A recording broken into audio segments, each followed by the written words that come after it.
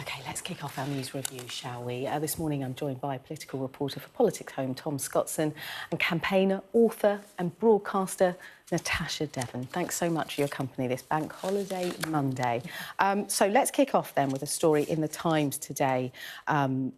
Natasha, it's all about an American tech company, the Metropolitan Police and Sadiq Khan. Bring us up to speed. Well, this is about Palantir, and I think there's probably a limited amount that I have time to say and can say on air about Palantir, but I really do encourage people to look up some of the investigations that, for example, the Good Law Project have done into them and what potentially is being done with not just our data, but the data of US citizens and citizens throughout the world. Just before Wes Streeting resigned, he gave Palantir unlimited access to all of our NHS data, and there was a lot of concern about that, which seems to have been eclipsed by other events within the Labour Party. But Sadiq Khan has stepped in to stop Palantir from getting into the Met Police, which is something that we should be celebrating, I think. Yes, because Palantir, for those who are not aware of the company, they're one of the most controversial and influential tech firms in the world, associated with ICE raids in America too, in Donald Trump administration.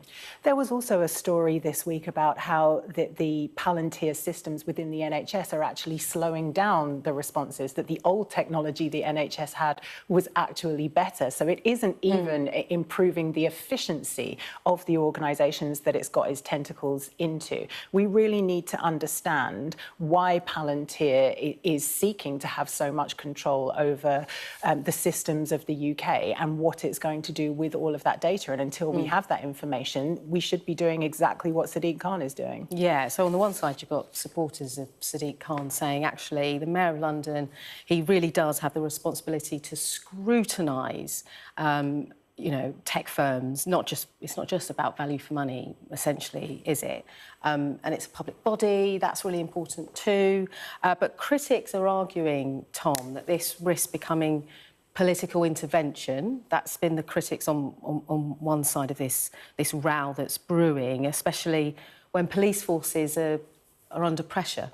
And resources are limited as well. Very much so, and I think, again, this kind of strikes the heart of the government for some time, and I don't think Palantir has been the only kind of company, outsourced company. Yes, and he's not saying, is he? He's not saying, I don't want any tech involvement. I don't want this one in particular. Yeah, and I think that's kind of to the heart of it. It's like the kind of ethical side, which I think Sadiq Khan's come to it, and I think critics of the left have been, on the left of politics particularly, have been really holding on this, and it's not just obviously the US raids, but it's also to do with the IDF and its kind of involvement in there. And I think this kind of shows that obviously Palantir are one of many outsourced companies that kind of come in and use it, and it's also as well maybe striking a bit more of a light on the fact that, yeah, there are so many outsourced companies that are being involved in maybe public bodies, and is this something that we should maybe discuss more on? I think this is a subject, yeah, that's very interesting. But it is. We've actually covered the Palantir, particularly in terms of NHS data as well, and they've told Sky News that it's playing an important role in providing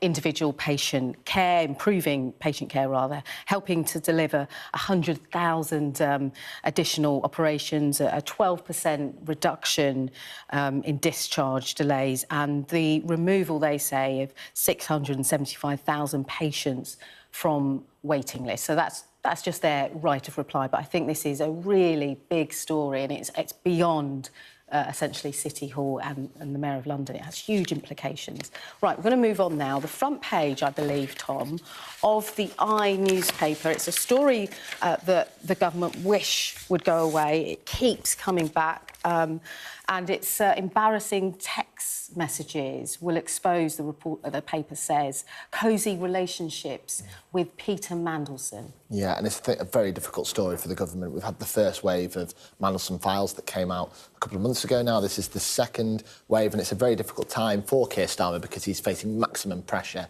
from his premiership. He says there's no official leadership election, but I feel that after this is probably going to be the final nail in the coffin for Starmer. And I feel that the point of tension which Kevin Jones has pointed out here, who's obviously overseeing a lot of the files here, is that actually the security vetting for Mandelson, which is not going to be released just as of yet. So I think that there's this kind of real tension between the committee and the government of what will happen.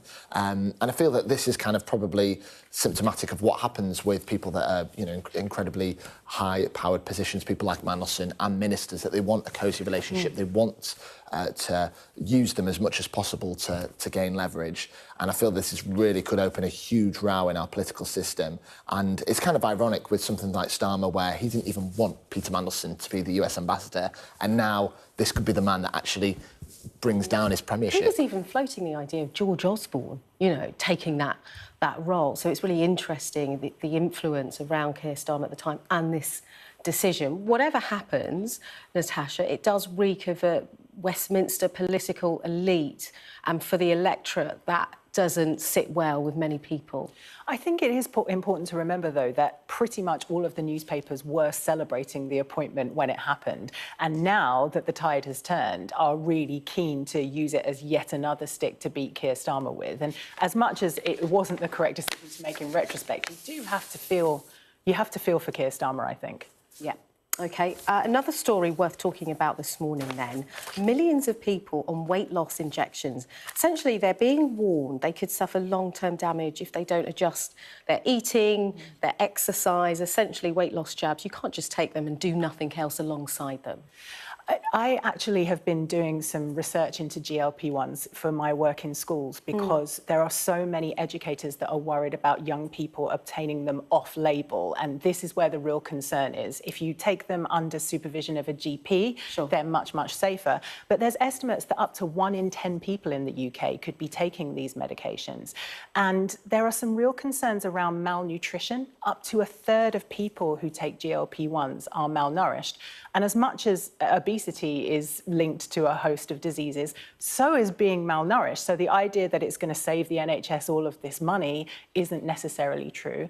You also, when you stop taking them, you regain the weight 4 times faster than with traditional dieting. And I think that's interesting because these medications were sold to us as, oh, you take them for a short amount of time, you redefine your habits, and then you come off. Whereas now the thinking is more that you have to stay on them for life, and I'm not sure that people were prepared for that. Yeah, a couple of things to unpick there, essentially, is I get adverts on my social media. I don't know what it says about me and what I'm searching for, but it says, oh, you know, you can order them online, for example, so not necessarily going through the same types of checks you would with a GP. And then if you think back to the origin of these jabs, it was to help and control diabetes, and now there's worries from some people that actually they can't get hold of them, Tom, for the reason that they needed them for. Yeah, and exactly. As Natasha was saying, it's something that suppresses your appetite, so therefore it's not necessarily changing your diet and therefore getting all the nutrients that you need. And I think it is a real worry that if people are therefore gaining that weight 4 times faster, therefore it's costing the NHS so much for these jabs, but also then that's not really solving the problem that we've had in many Western societies, that people are, you know, as a percentage becoming more overweight and more obese. So it's kind of a double-edged sword, this, and something that I think that the NHS is probably going to have to keep, you know, OK, look, because I like you, you've got 30 seconds to talk about Arteta and 22 years you know, search for that Premier League title. Arsenal finally got it. It's fantastic victory for Arsenal. Quite pleased as well that they did that, because it's a new team that's won the Premier League for such a period of time. And Arteta, he hasn't won silverware for 6 years, and now it's a great achievement. And they could win the Champions League in a week's time. So exciting time for Arsenal. Natasha, thank you. Tom, great stuff. We'll see you in the next hour.